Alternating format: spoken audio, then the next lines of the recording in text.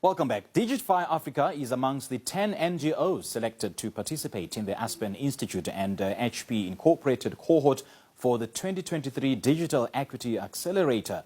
The program will run over a period of 8 months. NGOs will be at the forefront of addressing social issues and economic inequalities. The Aspen Institute and HP Incorporated says it saw it fit to collaborate with these NGOs in South Africa to ensure that access to technology is rendered to all. To tell us more about this, we are now joined by Digify Africa COO, Qhakaza Mohare. Qhakaza, very good morning. Thank you so much for joining us. Welcome to Morning Live. Good morning. Thank you so much for having us. I see that Digify Africa has been selected to be part of the 2023 Digital Equity Accelerator. Share more about this initiative. Sure. So the Digital Equity Accelerator is an initiative that is brought to us by the Aspen Foundation together with HP Inc. And basically, it fuels social innovation by investing in local nonprofits like ourselves, whose work really addresses various social and economic injustices that are only made worse by an unequal access to technology around the world.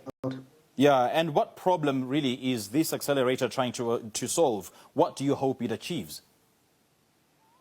Sure. So the biggest focus of the Digital Accelerator is the advancement of social and economic equity by supporting organizations like Digify Africa to really address the digital divide in the economy, healthcare, and education. So they are supporting 10 organizations in South Africa, Malaysia, and Mexico who work to make education and digital skills more accessible to low-income communities. Yeah. You've touched on a bit on inequality, and no doubt South Africa is one of the most unequal countries in the world. So how does this economic inequality impact digital inclusion for the marginalized communities? So while there's been a lot of investment coming through from government and various organizations to make the internet more accessible to our people, there are still massive barriers that affect particularly low-income communities that make that investment really ineffective. So when we are rolling out our various digital skills programs in rural and peri-urban areas specifically, we're faced with 4 main challenges. The first one being infrastructure development and connectivity. Second being access to digital tools like smartphones and laptops. Very low digital literacy levels is also another problem that really impacts our access to just basic to advanced digital skills training. And lastly, it's the very high cost of data. And these four problems really impact more low-income communities than anyone else. But then they also make it very difficult for these communities to really be included into the digital economy and to be able to really benefit from all of the opportunities that are available online. And how does Digify Africa then seek to change the current status quo? How does Digify Africa intend on addressing some of these challenges? Because those 4 key areas you've just mentioned are a make or break in terms of a community's upliftment when it comes to technological advances.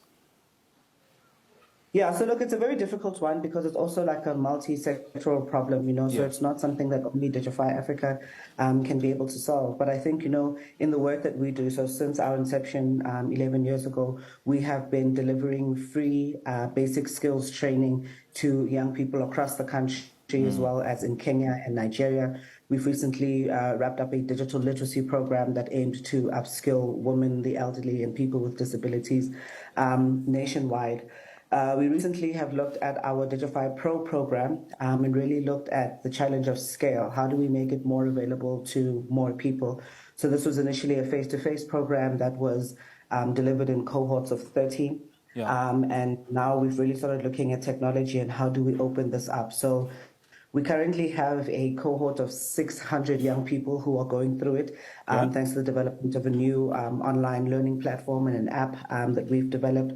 So these 600 young people are going to go through a very intensive 10-week program and then graduate into the Digify marketplace, where there'll be a dedicated team of people who are helping match them to work opportunities. We're also really excited about our work within the mobile learning space.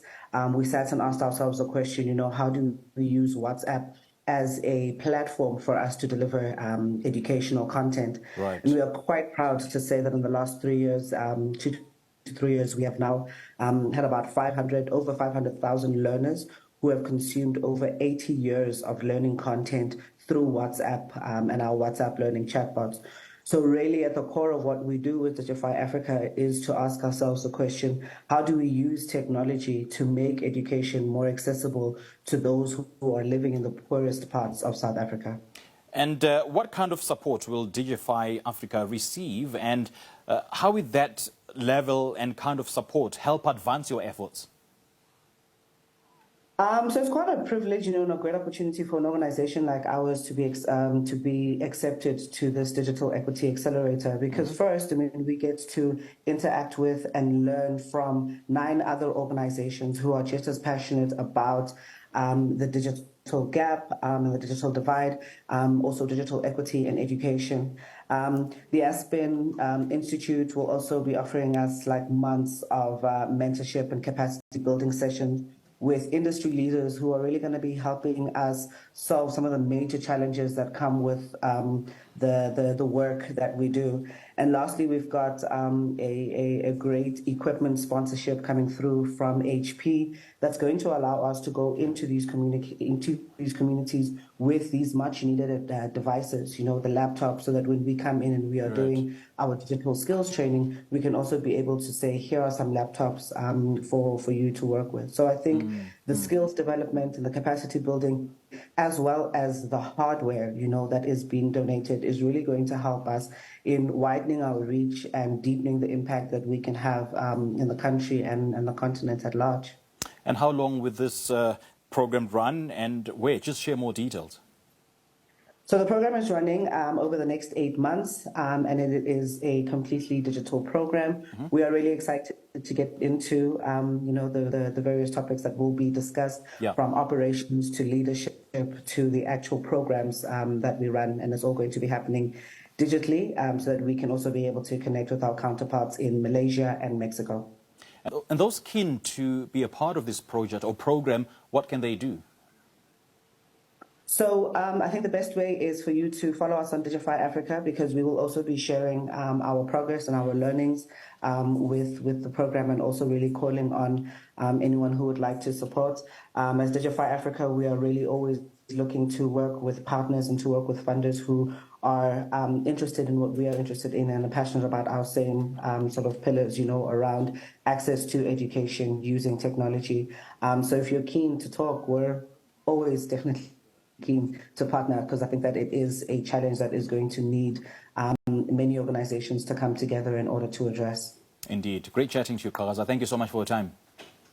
Thank you very much. Have a good day. You too. Thank you. Well, that was Digify Africa COO Qhakaza Mohare speaking to us about the Aspen Institute and HP Incorporated cohort for the 2023